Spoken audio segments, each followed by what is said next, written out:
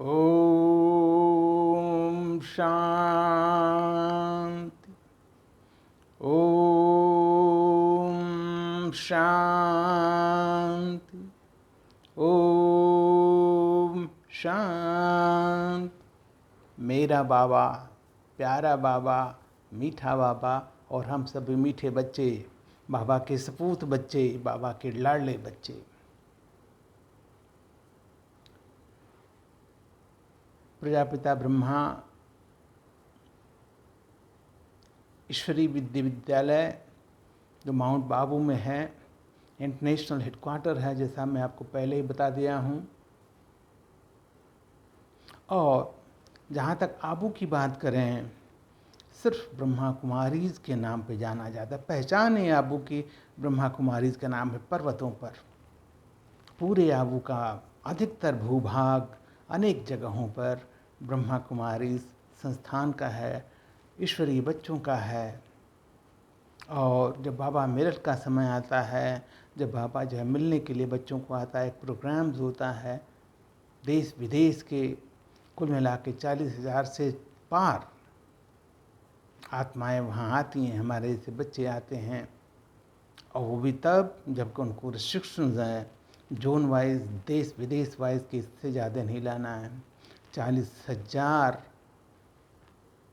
भाई बहनों की रहने के लिए पक्का व्यवस्था है, खाने की सुंदर व्यवस्था है, गर्म पानी, आरओ वाटर, जितनी फैसिलिटी आप अपने घर में लेते हैं उससे कहीं अधिक बिल्कुल समय पर ये परमात्मा संचालित करता है। किसी मानव के वश में नहीं है, किसी संस्था के वश में नहीं, स्वयं परमात्मा वहाँ रहता है, इसलिए सब कार्य वही करता है। वही ईश्वर के अवतरित होने की धरती है, पावन धरती है, वरदानी धरती है। पूरे उस धरती के द्वारा शुरू में बाबा ने जो एक टीम बनाई, जो हमारी पूर्वज आत्माएँ हुई, महान आत्माएँ हुई, ताकि तपस्वी आत्माएँ हुई, ममा हुई, बहुत सारी दीदियाँ हैं, दादियाँ हैं हमारी, जानकी दादी, गुलजार दादी, प्रकाशमणि दादी, रतन मोहनी दादी और भी कई। उनकी त्याग तपस्या के द्वारा पूरे विश्व में डंका बजा दिया है। और आज ब्रह्मा कुमारी की नाम किसी का मोहताज नहीं है। कौन?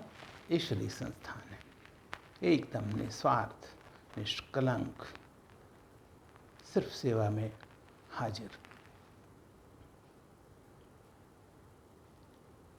शुरू में जब ब्रह्मा बाबा, आज जो पाकिस्तान में सिंध प्रांत है, वहाँ से ज्ञान मंडली, ओम मंडली के द्वारा जो है ना इस ब्रह्मा कुमारी का शुरुआत किया था, जब उनको साक्षात्कार हुआ था। उसके बाद 1936 में वो जो है आबू आ गए, जैसा परमात्मा का इशारा मिला। यहाँ आने के बाद, चूँकि मैं पहले ही बताया हूँ, हीरे के व्यापारी थे, सब कुछ छोड़ छाड़ करके, त्याग करके, तन मन धन इस संस्था में लगा दिया। वहाँ से यहाँ आने में बहुत सारे पैसे खर्च हुए। धीरे धीरे वहाँ पर एक धर्मशाला लिए, वहाँ पर किराए पर रहते थे। ईश्वर की शक्ति थी, ईश्वर का घर था। कभी ऐसा भी समय आया कि लगता था आज बच्चे भूखे सो जाएंगे। 300-200 से शुरुआत हुई थी, लेकिन ब्रह्मा बाबा बोलता था, बाबा वो है ना, वो अपने बच्चे को कभी भूखा नहीं सोने देगा। ये भगवान वाच है और इस चीज़ का प्रमाण है, प्रत्यक्ष है कि आज तक कभी बाबा के बच्चे भूखे नहीं सोए हैं, वहाँ भी और यहाँ भी। कई ऐसे अनुभव हैं, एक पैसा नहीं खजाने में, एक दाना नहीं अनाज का, लेकिन वो बैठा है ना, बिल्कुल लाता है। अभी इस अनुभवों को सुनाऊंगा तो समय बहुत हो जाएगा। एक से एक चमत्कार हैं, करने वाला वही है। सिर्फ विश्वास चाहिए। ब्रह्मा बाबा को विश्वास था, इसलिए बच्चों के ऊपर विश्वास किया। अभी है समय, रुक जाओ, 2 घंटे रुक जाओ ना। 2 घंटे के अंदर ऐसा होता था जो कभी सोचता नहीं था। ट्रक से बोरे के बोरे अनाज आ जाते थे। पैसा लेने वाला, जिसको आप समझते नहीं थे, उस जमाने में लाख रुपए देने वाले आ जाते थे, ले लीजिए, मैं इसी परम पिता के लिए ही रखा हूँ। ऐसा चमत्कार नहीं है, ईश्वर जहाँ रहता है वही करता है, हमारे जैसा आप जैसा किसी को यूज़ करता है, अभी भी वही कर रहा है। इतनी संस्थाएं कितने लोगों का जीवन सफल कर चुकी हैं। गवर्नमेंट के संस्थान, एनजीओज और भी बहुत सारी संस्थाएं जो कार्य नहीं कर सकी, वो ब्रह्मा कुमारी की संस्था ने बिल्कुल कर दिखाया है। सहज रूप से इसको सरकार मानती है, भारत मानता है, पूरी दुनिया मानती है, क्योंकि दुनिया में भी वहाँ की भी सरकारें जो नहीं कर पाई, ये लोग करके दिखाया है। विशेष बन गए, पहचान बना ली। आज भी सरकार बहुत ऐसे टास्क देती है, क्योंकि बहुत बड़ा संगठन है, लोगों का विश्वास है, तो वो कार्य सहज सहज हो जाता है।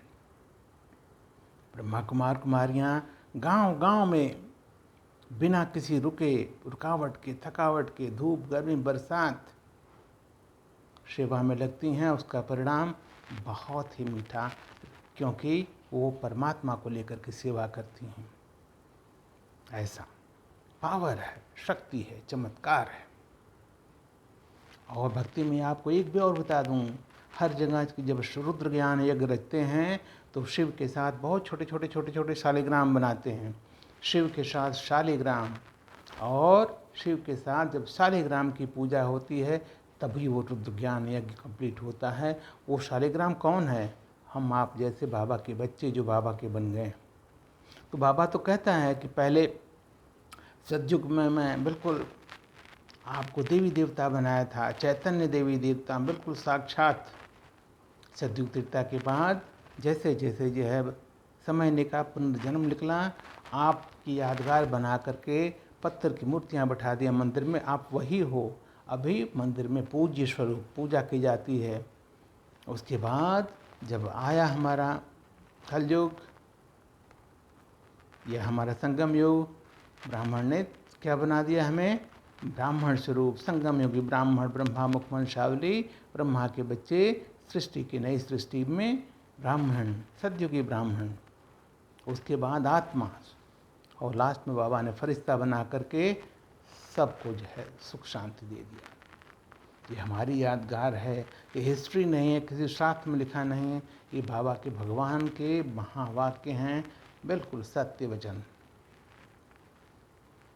इसलिए हमें उनके योग्य बनना है। जो नहीं बनने हैं, मैं बार बार वही बोलता हूँ, इसमें भ्रम मत फैलाए। इस समय निकलता जा रहा है, जब भी हम जो है ऊपर बाबा से वतन में मिलने जाते हैं योग के माध्यम से, बाबा बिल्कुल बाहें फैलाए हमारा स्वागत करता है। आओ मेरे लाडलों, आओ मेरे बच्चों।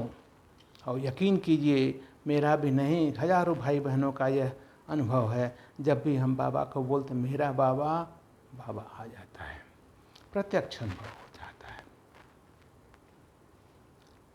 बाबा जैसा रहम दिल, निर्माण, कोई ईगो नहीं।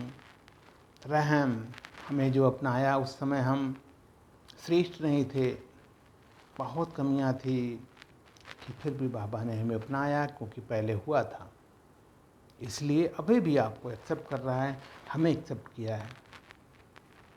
बाबा अपने पास बिठाता है, दृष्टि देता है, सर्वगुण शक्तियों से भरपूर करता है, और फिर सेवा भाव का संकल्प लेकर के जब हम वतन में जाते हैं या माउंट आबू में जाते हैं, फिर कार्य क्षेत्र में भेज देता है सेवा के लिए। जितना हम सेवा करते हैं उतना ही श्रेष्ठ बनते हैं, परमात्मा के समीप पहुँचते हैं, परमात्मा के और अधिक प्रेम का पात्र बनते हैं।